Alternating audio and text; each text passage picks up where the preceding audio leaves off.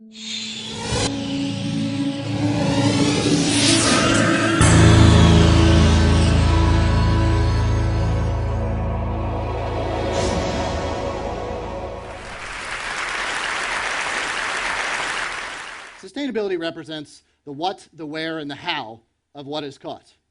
The who and the why are what's important to me. I want to know the people behind my dinner choices. I want to know how I impact them. I want to know how they impact me. I want to know why they fish. I want to know how they rely on the water's bounty for their living. Understanding all of this enables us to shift our perception of seafood away from a commodity to an opportunity to restore our ecosystem. It allows for us to celebrate the seafood that we're also so fortunate to eat. So what do we call this? Well, I think we call it restorative seafood.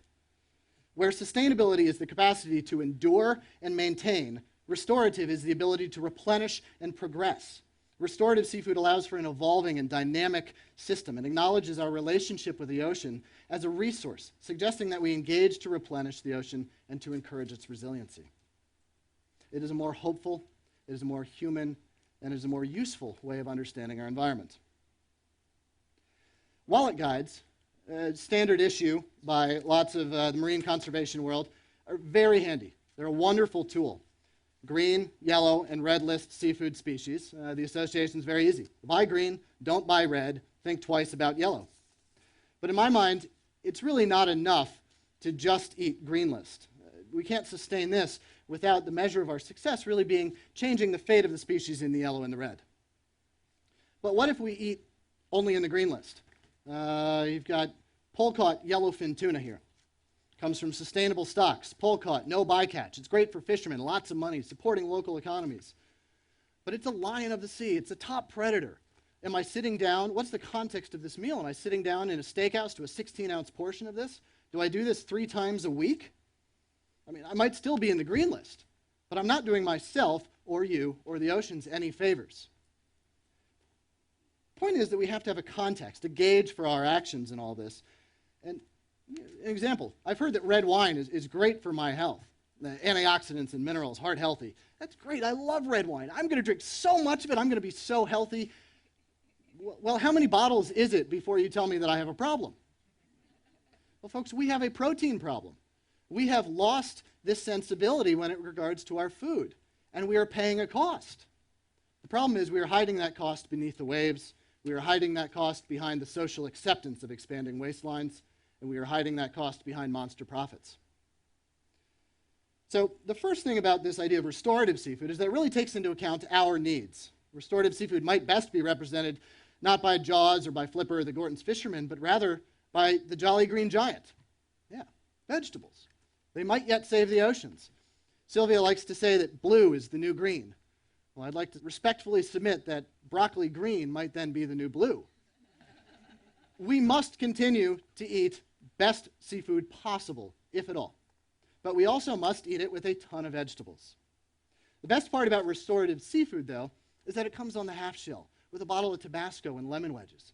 It comes in a 5-ounce portion of tilapia breaded with Dijon mustard and crispy broiled breadcrumbs and a steaming pile of pecan quinoa pilaf with crunchy grilled broccoli so soft and sweet and charred, smoky on the outside with just hints of chili flake. Woo! This is an easy sell. And best part is all of those ingredients are available to every family at the neighborhood Walmart. Jamie Oliver is campaigning to save America from the way we eat. Sylvia is campaigning to save the oceans from the way we eat. There's a pattern here. Forget nuclear holocaust. It's the fork that we have to worry about.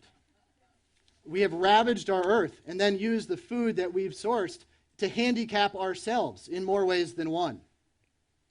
So I think we have this whole eating thing wrong. So I think it's time we change what we expect from our food. Sustainability is complicated, but dinner is a reality that we all very much understand. So let's start there. There's been a lot of movement recently in greening our food systems. Dan Barber and Alice Waters leading passionately the green food delicious revolution.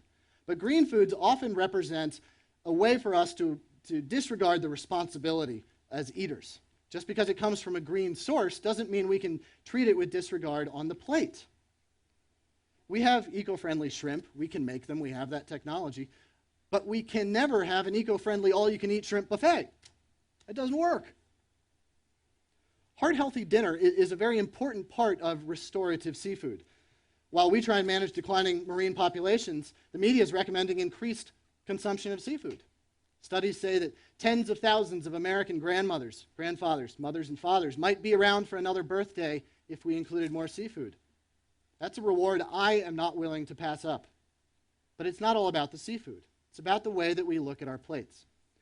As a chef, I realized the easiest thing for me to do was to reduce the portion sizes on my plate. A couple things happened. I made more money.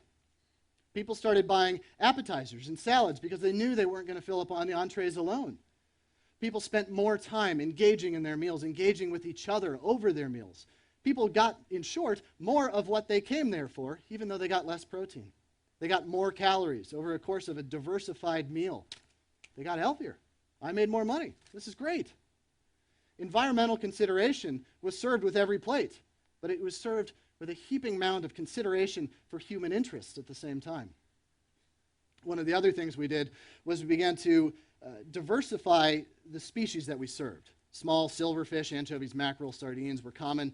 Shellfish, mussels, oysters, clams, tilapia, char, these were common species. We were directing tastes towards more resilient, more restorative options. This is what we need to favor. This is what the Green List says. But this is also how we can actually begin to restore our environment. But what of those big predators, those fashionable species, that green list tuna that I was talking about earlier? Well, if you must, I have a recipe for you. It pretty much works with any big fish in the ocean, so here we go. Start with a 16-ounce portion of big fish. Get a knife, cut it into 4 portions.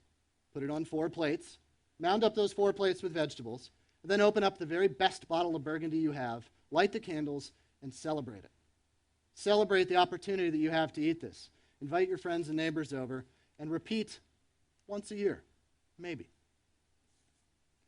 I expect a lot from food. I expect health and joy and family and community. I expect that producing ingredients, preparing dishes, and eating meals is all part of the communion of human interests. I was lucky enough that my father was a fantastic cook, and he taught me very early on about the privilege that eating represents. I remember well the meals of my childhood. They were reasonable portions of protein, served with copious quantities of vegetables and small amounts of starch, usually rice. This is still how I largely eat today. I get sick when I go to steakhouses. I get the meat sweats. It's like a hangover from protein. It's disgusting. But of all of the dire news that you'll hear and that you have heard about the state of our oceans, I have the unfortunate burden of delivering to you possibly the very worst of it. And that is, this whole time, your mother was right. Eat your vegetables. It's pretty straightforward. So what are we looking for in a meal? Well, for health, I'm looking for wholesome ingredients that are good for my body. For joy, I'm looking for butter and salt and sexy things that make things taste less like penance. For family, I'm looking for recipes that genuflect to my own personal histories. For community, though, we start at the very beginning. There is no escaping the fact that everything we eat has a global impact. So try and learn as best you can what that impact is, and then take the first step to minimize it. We've seen an image of our blue planet, our World Bank. But it is more than just a repository of our resources. It's also the global geography of the communion we call dinner. So if we all take only what we need, then we can begin to share the rest. We can begin to celebrate. We can begin to restore. We need to savor vegetables. We need to savor smaller portions of seafood. And we need to save dinner. Thank you.